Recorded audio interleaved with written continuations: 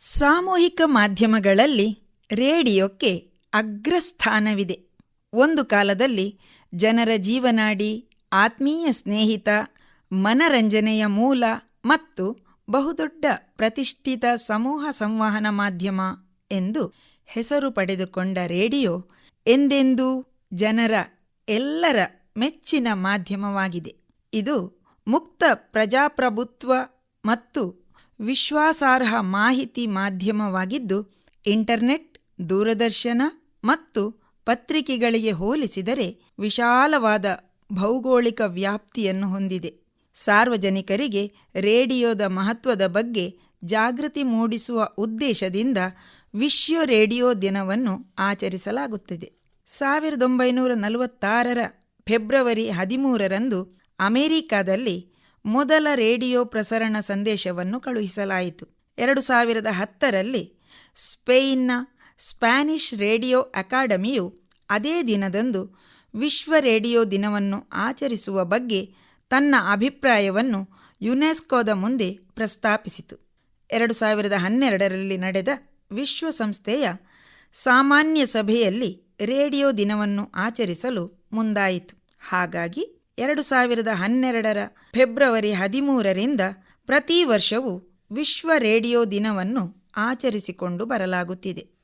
Radio ಇತಿಹಾಸವು 19ನೇ ಶತಮಾನದ ಕೊನೆಯಲ್ಲಿ ವೈಜ್ಞಾನಿಕ ಆವಿಷ್ಕಾರಗಳಿಂದ ಆರಂಭವಾಗಿ ಗುಗ್ಲಿಯೆಲ್ಮೊ ಮಾರ್ಕೋನಿ ಮತ್ತು ನಿಕೋಲಾ ಟೆಸ್ಲಾರಂತಹವರ ಕೊಡುಗೆಯೊಂದಿಗೆ ಪ್ರಾಯೋಗಿಕ ಸಂವಹನ ಸಾಧನವಾಗಿ ರೂಪುಗೊಂಡಿತು. ಇದಕ್ಕೆ ಮೊದಲು ಹೆನ್ರಿಚ್ ಹರ್ಟ್ಜ್ 1886ರಲ್ಲಿ ರೇಡಿಯೋ ತರಂಗಗಳ ಎಲೆಕ್ಟ್ರಾನಿಕ್ ವೇವ್ಸ್ ಅಸ್ತಿತ್ವವನ್ನು ಸಾಬೀತುಪಡಿಸಿದರು. ಇದು ರೇಡಿಯೋ ಸಂವಹನದ ಸಂಶೋಧನೆಗೆ ಅಡಿಪಾಯ ಹಾಕಿತು. ಬಳಿಕ 1893ರಲ್ಲಿ ನಿಕೋಲಾ ಟೆಸ್ಲಾ ಅವರು ಮೊದಲ ವೈರ್ಲೆಸ್ ರೇಡಿಯೋ ಪ್ರದರ್ಶಿಸಿದರಾದರೂ ಕಾರಣಾಂತರಗಳಿಂದ ಅವರ ಪೇಟೆಂಟ್ಗಳು ವಿಳಂಬವಾದವು. ಈ ವಿಚಾರದಲ್ಲಿ ನಿರಂತರ ಪ್ರಯತ್ನಗಳು ನಡೆಸಿದುದರ ಪರಿಣಾಮವಾಗಿ ಗುಗ್ಲಿಯೆಲ್ಮೊ ಮಾರ್ಕೋನಿ ಅವರು 1890ರ ದಶಕದಲ್ಲಿ ದೂರದ ವೈರ್ಲೆಸ್ ಸಂವಹನ ವ್ಯವಸ್ಥೆಯನ್ನು ಅಭಿವೃದ್ಧಿಪಡಿಸಿದರು. 1895ರಲ್ಲಿ ಸುಮಾರು 1 ಕಿಲೋಮೀಟರ್ ದೂರಕ್ಕೆ ಮೋರ್ಸ್ ಕೋಡ್ ಕಳುಹಿಸಿ ಹೊಸ ದಾಖಲೆಯನ್ನು ನಿರ್ಮಿಸಿದರು. 1901ರಲ್ಲಿ ಅಟ್ಲಾಂಟಿಕ್ ಮಹಾಸಾಗರದಾದ್ಯಂತ ರೇಡಿಯೋ ಸಂಕೇತಗಳನ್ನು ಯಶಸ್ವಿಯಾಗಿ ಕಳುಹಿಸಿ ನೂತನ ಇತಿಹಾಸ ನಿರ್ಮಿಸಿದರು. ಆದ್ದರಿಂದಲೇ ಗುಗ್ಲಿಯೆಲ್ಮೊ ಮಾರ್ಕೋನಿಯವರನ್ನು ಫಾದರ್ ಆಫ್ ರೇಡಿಯೋ, ರೇಡಿಯೋದ ಪಿತಾಮಹ ಎಂದು ಕರೆಯಲಾಗುತ್ತದೆ.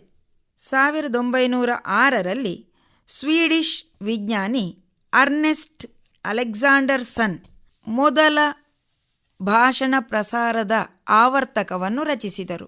ಬಳಿಕ ರೆಜಿನಾಲ್ಡ್ ಫೆಸ್ಸೆಂಡ್ಸೆನ್ ಅವರು ಧ್ವನಿ ಮತ್ತು ರೇಡಿಯೋ ತರಂಗಗಳನ್ನು ಒಟ್ಟುಗೂಡಿಸಿ ಮಾನವ ಧ್ವನಿಯನ್ನು ಬಹಳ ದೂರದಲ್ಲಿ ಕೇಳುವಂತೆ ಸಂವಹನ ಮಾಡಿದರು. ಆ ನಂತರದಲ್ಲಿ ಎಡ್ವಿನ್ ಆರ್ಮ್ಸ್ಟ್ರಾಂಗ್ ನಿರಂತರ ತರಂಗ ಟ್ರಾನ್ಸ್ಮಿಟರ್ ಮತ್ತು ಆಂಪ್ಲಿಫೈಯಿಂಗ್ ರಿಸೀವರನ್ನು ಪರಿಚಯಿಸಿದರು.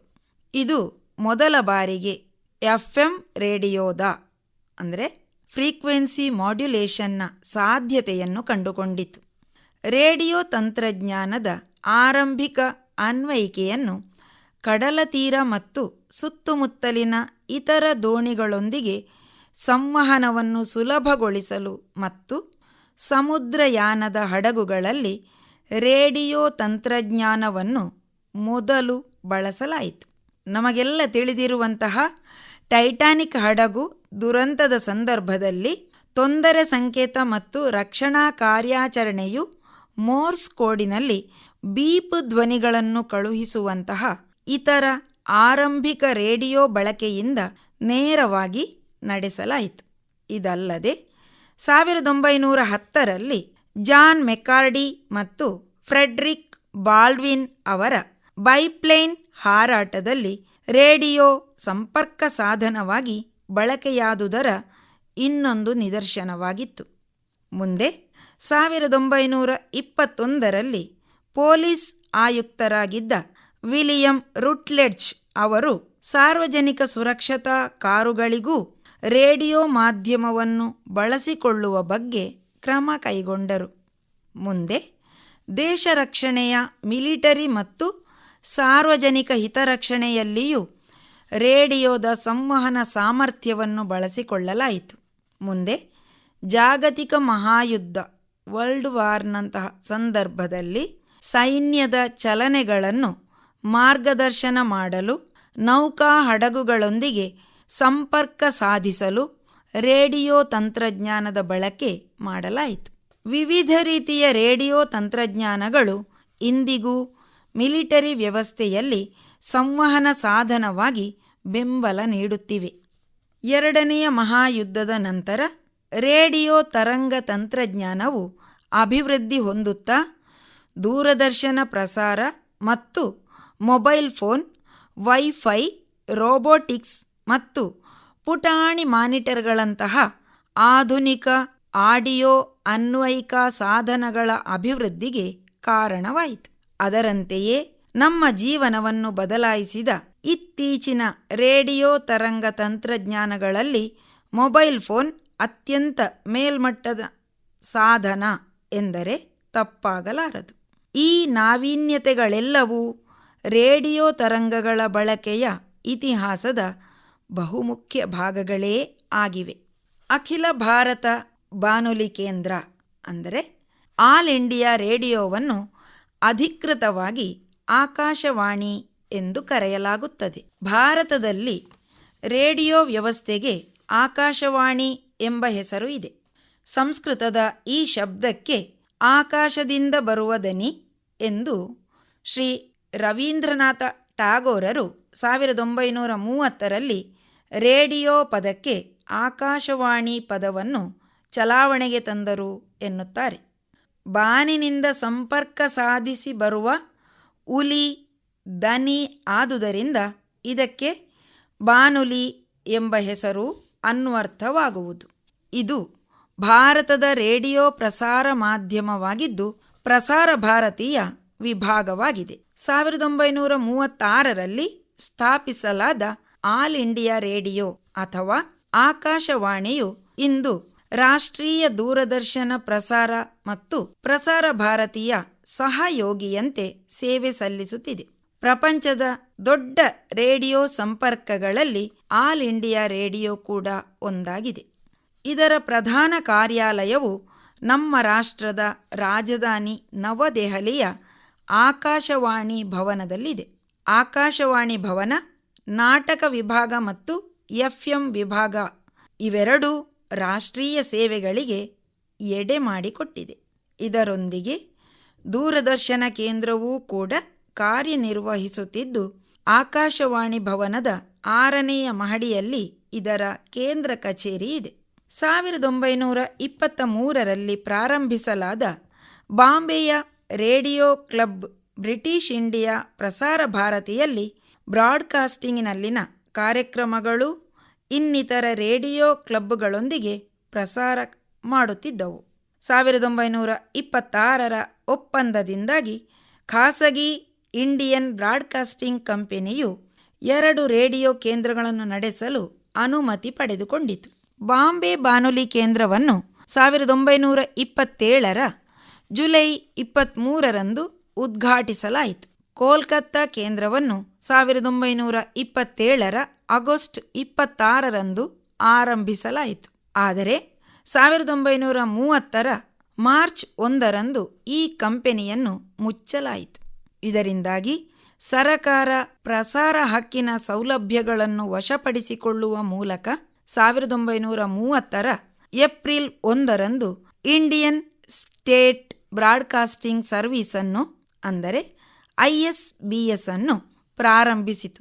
1936ರ ಜೂನ್ 8ರಂದು ISBS ಅನ್ನು ಆಲ್ ಇಂಡಿಯಾ ರೇಡಿಯೋ ಅಥವಾ ಆಕಾಶವಾಣಿ AIR ಎಂದು ಪುನರ್ನಾಮಕರಣ ಮಾಡಲಾಯಿತು. 1939ರ ಅಕ್ಟೋಬರ್ 1ರಂದು ಬಾಹ್ಯ ಸೇವೆಯನ್ನು ಆರಂಭಿಸಲಾಯಿತು. ಪುಷ್ಟೂನಲ್ಲಿ ಆರಂಭಿಸಲಾದ ಪ್ರಸಾರದ ಜೊತೆಯಲ್ಲಿಯೇ ಇದನ್ನು ಜರ್ಮನಿಯಿಂದ ರೇಡಿಯೋ ಮರುಪ್ರಸಾರವೆಂದು ಕರೆಯಲಾಯಿತು. 1947ರಲ್ಲಿ ಭಾರತ ಸ್ವತಂತ್ರ ರಾಷ್ಟ್ರವಾದಾಗ AIR ಆಲ್ ಇಂಡಿಯಾ ರೇಡಿಯೋ ಸಂಪರ್ಕ ವ್ಯವಸ್ಥೆ ಕೇವಲ 6 ಪ್ರಸಾರ ಕೇಂದ್ರಗಳನ್ನು ಮಾತ್ರ ಹೊಂದಿತ್ತು. ದೆಹಲಿ, ಬಾಂಬೆ, ಕೋಲ್ಕತ್ತಾ, ಮೆಡ್ರಾಸ್, ಲಕ್ನೋ ಮತ್ತು ತಿರುಚಿಗಳೆಂಬ ರಾಷ್ಟ್ರದ ಪ್ರಮುಖ ಸ್ಥಳಗಳಲ್ಲಿ ಈ ಕೇಂದ್ರಗಳು ತಮ್ಮ ಪ್ರಸಾರ ಕಾರ್ಯಗಳನ್ನು ಆರಂಭಿಸಿತ್ತು. ಆಗ ಒಟ್ಟು 2,75,000 ರೇಡಿಯೋ ಸೆಟ್ಟುಗಳು ಭಾರತದಾದ್ಯಂತ ಇದ್ದುವು. ಆ ಕಾಲದಲ್ಲಿ ರೇಡಿಯೋ ಸೆಟ್ಟುಗಳನ್ನು ಹೊಂದಿರುವುದು ಬಹಳ ಹೆಮ್ಮೆಯ ವಿಷಯವಾಗಿತ್ತು. 1957ರ ಅಕ್ಟೋಬರ್ 3ರಂದು ರೇಡಿಯೋ ಸಿಲೋನ್ನೊಡನೆ ಸೇರಿಕೊಂಡು ವಿವಿಧ ಭಾರತಿ ಕೇಂದ್ರವನ್ನು ಆರಂಭಿಸಲಾಯಿತು. ಇದರೊಂದಿಗೆ ದೂರದರ್ಶನ ಪ್ರಸಾರವನ್ನು AIRನ ಭಾಗವೆಂಬಂತೆ ದೆಹಲಿಯಲ್ಲಿ 1959ರಲ್ಲಿ ಪ್ರಾರಂಭಿಸಲಾಯಿತು. ಆದರೆ 1976ರ ಏಪ್ರಿಲ್ 1ರಂದು ರೇಡಿಯೋದಿಂದ ದೂರದರ್ಶನವನ್ನು ಪ್ರತ್ಯೇಕಿಸಲಾಯಿತು. 1977ರ ಜುಲೈ 23ರಂದು FM ಪ್ರಸಾರವನ್ನು ಮೆಡ್ರಾಸಿನಲ್ಲಿ ಆರಂಭಿಸಿ 1990ರ ಹೊತ್ತಿಗೆ ಅದನ್ನು ಇನ್ನಷ್ಟು ವಿಸ್ತರಿಸಲಾಯಿತು. AIR ಅನೇಕ ಸೇವೆಗಳನ್ನು ಹೊಂದಿದ್ದು ಭಾರತದುದ್ದಕ್ಕೂ ವಿವಿಧ ಪ್ರದೇಶಗಳಲ್ಲಿ ವಿವಿಧ ಭಾಷೆಗಳಲ್ಲಿ ಸೇವೆಯನ್ನು ಒದಗಿಸುತ್ತಿದೆ. AIR ಅತ್ಯಂತ ಜನಪ್ರಿಯ ಸೇವಾ ವಿಭಾಗಗಳಲ್ಲಿ ವಿವಿಧ ಭಾರತಿ ಪ್ರಸಾರ ಕೇಂದ್ರವೂ ಒಂದಾಗಿದೆ. ಇದು 2007 ಅಕ್ಟೋಬರ್ 3ರಂದು ಅದರ ಸುವರ್ಣ ಮಹೋತ್ಸವವನ್ನು ಆಚರಿಸಿಕೊಂಡಿತು. ಸ್ಥೂಲವಾಗಿ ಹೇಳುವುದಾದರೆ 1940ರಿಂದ 1980ರವರೆಗಿನ ಹಿಂದಿ ಚಲನಚಿತ್ರ ಗೀತೆಗಳನ್ನು, ಹಾಡುಗಳನ್ನು ವಿವಿಧ ಭಾರತಿ ಕೇಂದ್ರದಲ್ಲಿ ಪ್ರಸಾರ ಮಾಡುತ್ತಿದ್ದ ಕಾರಣಕ್ಕೆ ಹಿಂದಿ ಚಲನಚಿತ್ರ ಸಂಗೀತದ ಸುವರ್ಣಯುಗ ಇದು ಎಂದು ಕರೆಯಲಾಗುತ್ತದೆ. ಈ ಸೇವೆಯು ಎಲ್ಲ ಸೇವೆಗಳಿಗಿಂತ ಅತ್ಯಂತ ಜನಪ್ರಿಯ ಮತ್ತು ವಾಣಿಜ್ಯ ವಿಚಾರದಲ್ಲೂ ಪ್ರಮುಖವೆನಿಸಿದೆ. ಅಲ್ಲದೆ ಇದು ಮುಂಬೈ ಮತ್ತು ಭಾರತದ ಇತರ ನಗರಗಳಲ್ಲಿ ವಾರ್ತೆ, ಚಲನಚಿತ್ರ ಸಂಗೀತ, ಹಾಸ್ಯ ಕಾರ್ಯಕ್ರಮ, ಕೃಷಿ, ಸಾಹಿತ್ಯ, ಸಾಂಸ್ಕೃತಿಕ, ವಾಣಿಜ್ಯ, ಶೈಕ್ಷಣಿಕ ವಿಚಾರಗಳಿಗೆ ಸಂಬಂಧಿಸಿ ವಿಶಾಲ ವ್ಯಾಪ್ತಿಯ ಕಾರ್ಯಕ್ರಮಗಳಿಗೆ ಅವಕಾಶ ನೀಡಿವೆ. ಪ್ರಸ್ತುತ ಭಾರತದ ಹೊರಗಿರುವ 27 ಭಾಷೆಗಳಲ್ಲಿ ಆಲ್ ಇಂಡಿಯಾ ರೇಡಿಯೋ ಪ್ರಸಾರದ ಸೇವೆಯನ್ನು ಒದಗಿಸುತ್ತಿದೆ. ಬಾಹ್ಯ ಸೇವಾ ವಿಭಾಗ ನೆರೆಯ ರಾಷ್ಟ್ರಗಳನ್ನು ತಲುಪಲು ಮಧ್ಯಮ ಗಾತ್ರದ ತರಂಗ ಅಂದರೆ ಮೀಡಿಯಂ ವೇವ್ಗಳನ್ನು ಬಳಸಿದರೂ ಕೂಡ ಪ್ರಧಾನವಾಗಿ ಅಧಿಕ ಸಾಮರ್ಥ್ಯದ ಸಣ್ಣ ತರಂಗ ಶಾರ್ಟ್ ವೇವ್ ಪ್ರಸಾರವನ್ನು ಬಳಸುತ್ತದೆ. ಭಾಷೆಯ ಮೂಲಕ ನಿರ್ದಿಷ್ಟ ರಾಷ್ಟ್ರಗಳಿಗೆ ಪ್ರಸಾರ ಸೇವೆ ನೀಡುವುದರ ಜೊತೆಯಲ್ಲಿ ಸಾಗರೋತ್ತರ ಸಾರ್ವತ್ರಿಕ ಸೇವೆಯನ್ನು ಕಲ್ಪಿಸಿಕೊಟ್ಟಿದೆ. 1976ರ ಡಿಸೆಂಬರ್ 11ರಂದು ರಾಷ್ಟ್ರದ 78ನೇ ಹಾಗೂ ಕರ್ನಾಟಕದ 6ನೇ ಸ್ವತಂತ್ರ ಪ್ರಸಾರ ಕೇಂದ್ರವಾಗಿ ಮಂಗಳೂರು ಬಾನುಲಿ ಕೇಂದ್ರ ಅಸ್ತಿತ್ವಕ್ಕೆ ಬಂತು. ಬಹುಜನ ಹಿತಾಯ ಬಹುಜನ ಸುಖಾಯ ಎನ್ನುವ ಧ್ಯೇಯದೊಂದಿಗೆ ಶಿಕ್ಷಣ, ಮಾಹಿತಿ, ಮನೋರಂಜನೆ ಎಂಬ 3 ಮುಖ್ಯಾಂಶಗಳ ಸಮ್ಮಿಲನದೊಂದಿಗೆ ಕಾರ್ಯಕ್ರಮ ರೂಪಿಸಿ ಪ್ರಸಾರ ಮಾಡುತ್ತಿದೆ. 1997ರಲ್ಲಿ ಅಧಿಕ ಭಾರತೀಯ ಅನುಷ್ಠಾನೋತ್ತರದಲ್ಲಿ ಪ್ರಸಾರದ ಅಂಶಗಳಲ್ಲಿ ಕೇಳುಗರ ಅಭಿರುಚಿಯಲ್ಲಿ ಹಲವು ಸ್ಥಿತ್ಯಂತರಗಳಾದರೂ ಆಕಾಶವಾಣಿ ಸಾರ್ವಜನಿಕ ಸೇವಾಪರತೆಯ ತನ್ನ ಧೋರಣೆಗಳನ್ನು ಶಿಸ್ತು, ಜನಪರತೆ, ಗುಣಮಟ್ಟವನ್ನು ಆತ್ಮಸಖನಂತೆ, ಆಪ್ತ ಸಮಾಲೋಚಕನಂತೆ ಉಳಿಸಿಕೊಂಡು ಬಂದಿದೆ.